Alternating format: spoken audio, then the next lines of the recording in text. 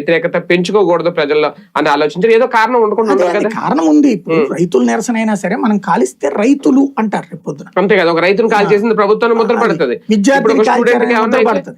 అందుకోసం ఆ ముద్ర రాకుండా చూసుకున్నారు. కరెక్టే. నేనంటుంది రేపు ఇట్లాగే విద్యార్థి రైతును పెట్టి రేపు మోడీని దిగమంటే నువ్వు ఈ ఒత్తిడి ఇట్లాగా ఇది ఒక వాళ్ళకు అవతలోడికి ఒక ఆయుధం ఇచ్చినట్టే. ఇక్కడ very simple, Aam Aadmi party అనేది ప్రజల చేత గెలవట్ల, వ్యతిరేక ఉద్యమాలతో గెలుస్తుంది. ఢిల్లీలో ఆమ్ ఆద్మీ పార్టీ అధికారంలోకి వచ్చిన అన్నా హజారే ఉద్యమంతో, పంజాబ్ లో ఆమ్ ఆద్మీ పార్టీ అధికారంలోకి వచ్చిన రైతుల పేరుతో ఉద్యమంతో, ఇప్పుడు యువతరం పేరుతో ఉద్యమంతో పంజాబ్ లో మళ్ళీ అధికారంలోకి రాబోతోంది, రావాలనుకుంటుంది. మొన్న వచ్చిన సర్వేలో పంజాబ్ లో ఆమ్ ఆద్మీ పార్టీ సెకండ్ ప్లేస్కి వెళ్ళి కాంగ్రెస్ పార్టీ ముందుకు వచ్చింది. కాబట్టి వాళ్ళ పార్టీకి సంబంధించిన డిజిటల్ మీడియా హెడ్ అయినటువంటి సౌరవ్, వాళ్ళ పార్టీకి సంబంధించిన సోషల్ మీడియా హెడ్ అయినటువంటి అభిజిత్ దుప్కేని విదేశాలని తీసుకొచ్చి కథ నడిపించింది. అది అంటే ఇప్పుడు మళ్ళీ అధికారంలోకి రావడం చేస్తుంది.